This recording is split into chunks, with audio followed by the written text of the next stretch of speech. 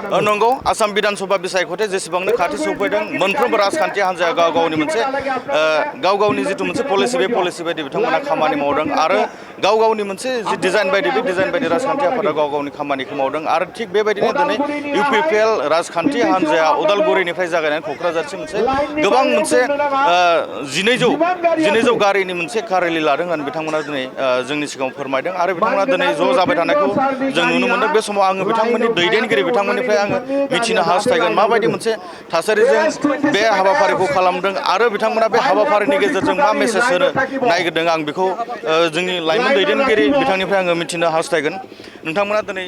जिथु car rally लानो नागिरदों बेजों मा जोङो बे कार रेलि दारा जे थांनाय जि बिटिसि इलेक्सनाव जोंनि जे इउपिपिएल दोलो बे माने जिहेतु बिराद गाज्रि रोखोमनि जेनदोंमोन गतिके मानसिफोरनि गोसोआ जोंनि दोलोनि वार्कार आरो रायजोफ्राबो बहुत दुदुमुदु गोसोआव दङ आरो जिहेतु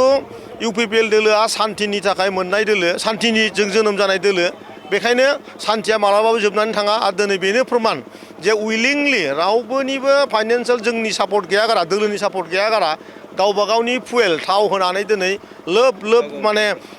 लोब लोब सुबुङा दिनै बेवहाय माने बाहागो लाफैदों आरो आं मैयानो होनखादों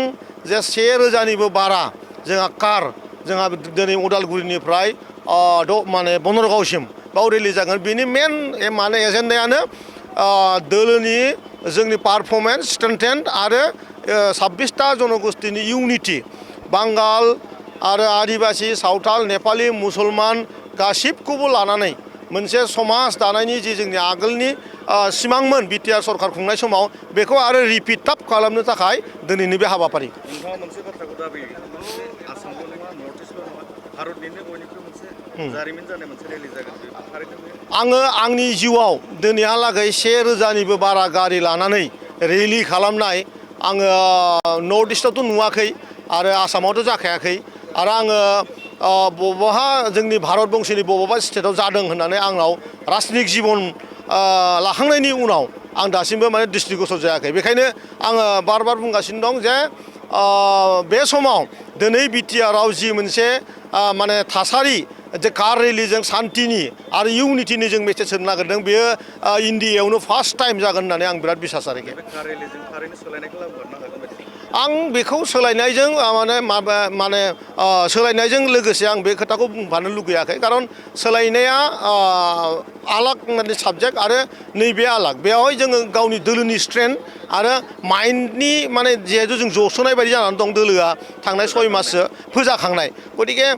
दोलोखौ बिनि उनावसो माने आरो सांग्रांथि खालामनायाव जों खामानि मावगोन बेखायनो जों गोबां हाबाफारि लादों दा जों गोदानै लाइमोन गांखंआ जों गोदानै मोनसे माने सोदोबजों जा माने जोङो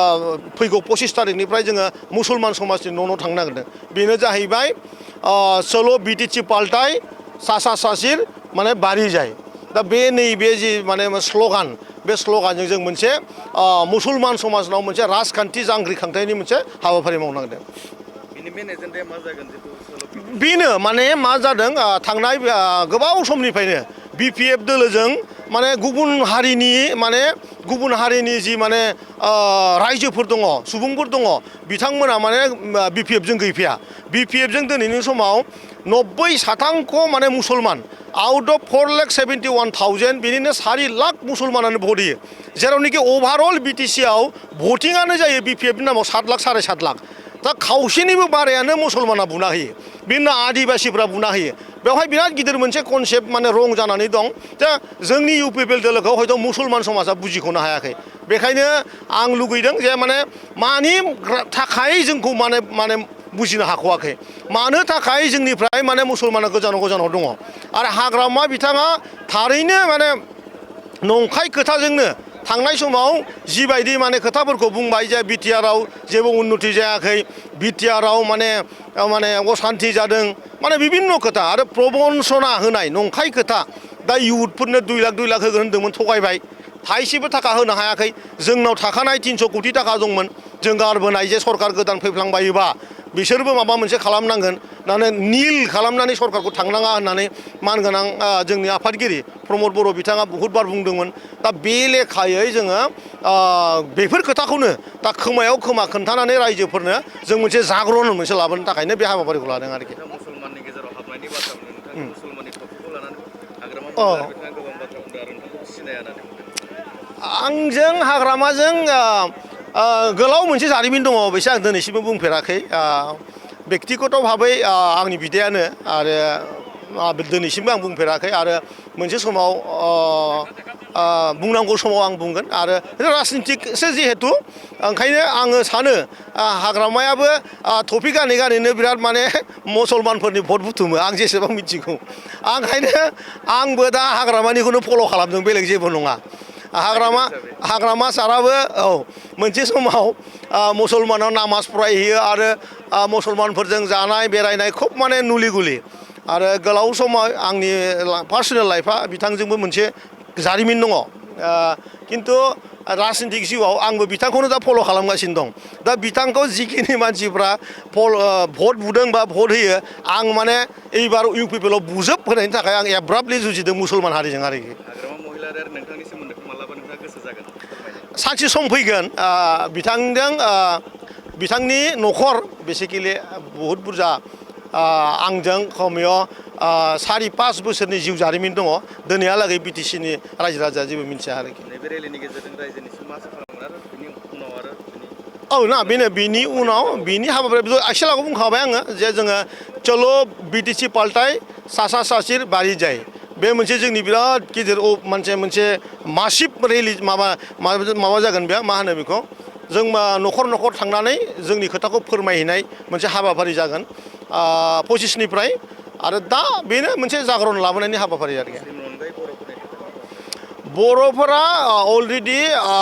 माने सान्थि लुबैग्रा जिहेतु हारि बे जोंनि DNA आव दंखायो आरो थांनाय 5 बोसोराव मानगोनां प्रमद बर'खौ मोनखांनायनि उनाव बिथांनि खुंथायनि उनाव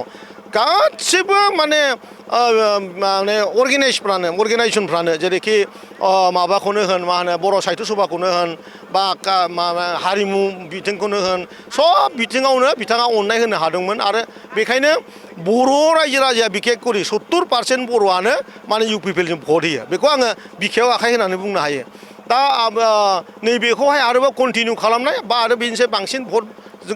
जों बोरै मोनगोन आरो जों बोरै रायजोखौ खोथा होनानै खोथा लाखिनो हागोन बिनि सायाव एक्सारसाइसनि खामानि दं आं सानो आरोखि नंगौ बे समाव इउपिपिएल लाइमोन गांखंनि जाय आफादगिरि राकेश ब्रह्म बारग' बिटिसिनि बिथाङा दिनै फोरमायबाय जे रेलि लानायनि जि थांखि बे थांखिखौ बिथाङा फोरमायदों बेजों लोगोसे बिनि उनावबो आरो बिथांमोना मा हाबाफारि मावबावगोन आरो बिथांमोना मा थांखि दङ बे थांखिफोरखौ बिथाङा फोरमायदों आरो बे रेलिनि अनगायैबो गुबुन गुबुन बाथ्राखौ बिथाङा फोरमायदों दिनै बे खौरां जोंनि बे एक्सक्लुसिभनि गेजेरजों बिथांनि बाथ्रा मा फोरमायनाय बेखौ जों मिथिनो हागोन आं केमेरामेन बिथांखौ आं दिन्थिनो थाखाय खावलायगोन जोंहा गारिया गोबां लाइन जानानै दङ आरो बिनि गेजेरजोंनो बिथांमोना फोरमायदों जे रोजा कार रेलि जिथु बे कार रेलि बियो गिबि खेब गावनि मिथिनायाव माने आसामल' नङा नर्थ इस्टल' नङा भारतआवनो गिबि खेब बे मोनसे रेकर्ड होननानै बिथाङा जानो थांगोन होननानै बेखौ बिथाङा फोरमायदों आरो बिनि गेजेरजों माने राजखान्थि बिथिङाव सुबुंफोरनि गोसोआव मोनसे जाग्रथ'खौ लाबोगोन माने आरो गावसोरनि पार्टिनि दैदेनगिरि बिथांमोनखौ मोनसे जाग्रथ'खौ लाबोनायनि थांखिजों बेखौ खालामदों होननानै बिथाङा फोरमायदों आं उदालगुरिनिफ्राय सुकुराम बर' बड'लेण्ड बुब्लि